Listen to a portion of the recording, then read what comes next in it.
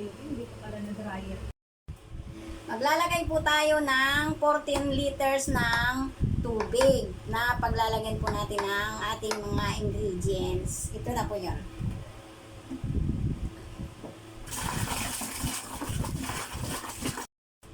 Ang una po nating ilalagay ay ang SAA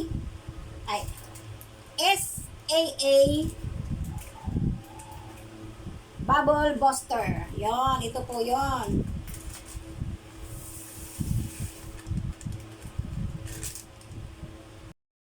Susunod po natin ay yung surfactant.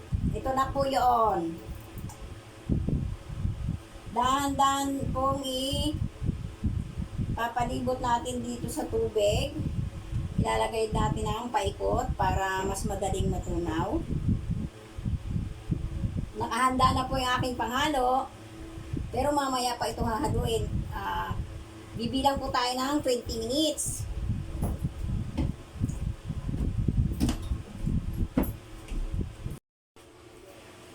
Dahil naka 20 minutes na tayong naghihintay, ito po, hahaluin na po natin.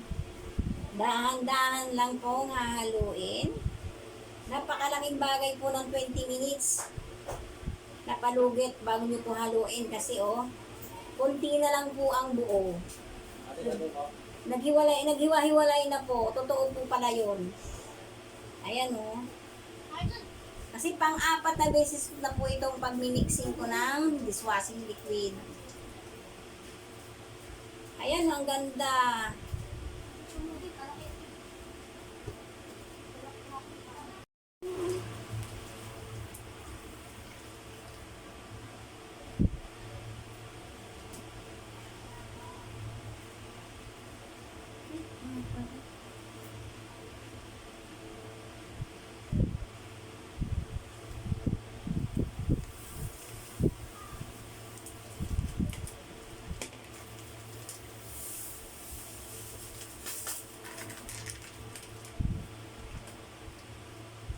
At hahaluin po rin natin ng hahaluin hanggang sa matunaw po yung thickener.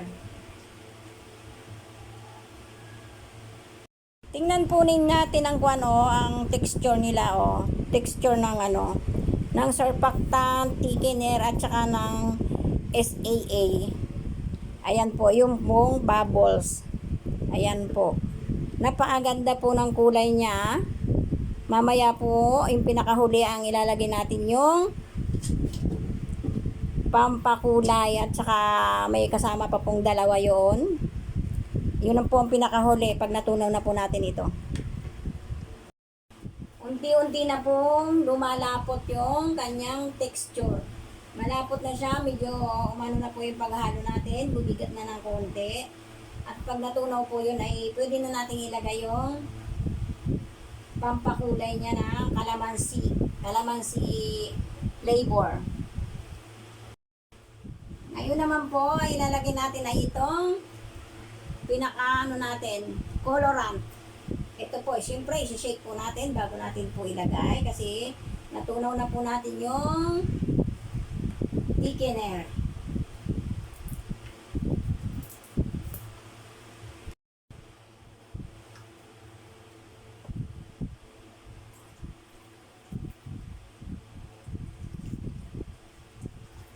Buhos lang po natin at bago haluin. Yan po.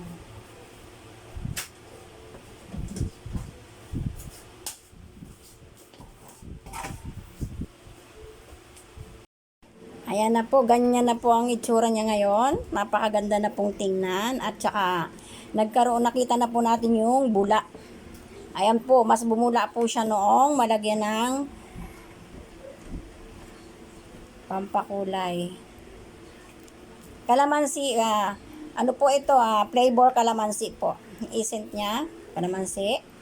Ayan po, napakaganda. Ito na po, ang finished product namin. Ayan napakaganda na pong tingnan. May kunting bula, syempre. Hinalo po natin ng hinalo, kaya lumitaw yung mga ganyang bula na napakaliliit na, napakakinis na po. Bukas po yan ay napakaganda na niya. Makintab na ang kanyang kulay. Ayan guys, tapos na po. Maraming salamat. Sana po panoorin ninyo. Hi guys, good morning po. Ito na po yung natapos naming dishwashing liquid po kahapon. Ipapakita ko po sa inyo. At maglalagay na po tayo ngayon sa bote.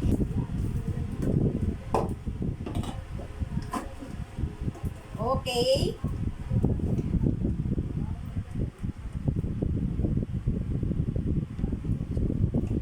Ganito po ang pagsasalin. Makikita nyo po na napakalinis, napakakintab, napaka-linaw ng pagka-green ng aking dishwashing liquid. Ayan po.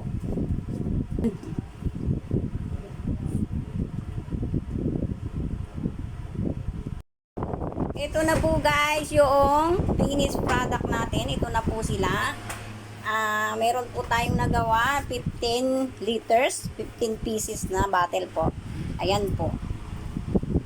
So, ibibenta po natin to ng tig 40 isang bote para makabawi-bawi naman po syempre sa puhunan, tutubo ng konti. Ayan po, maraming salamat po sa mga makakapanood po nito ay paki-share, comment, subscribe na rin po kung pwede. Maraming pong salamat sa panonood.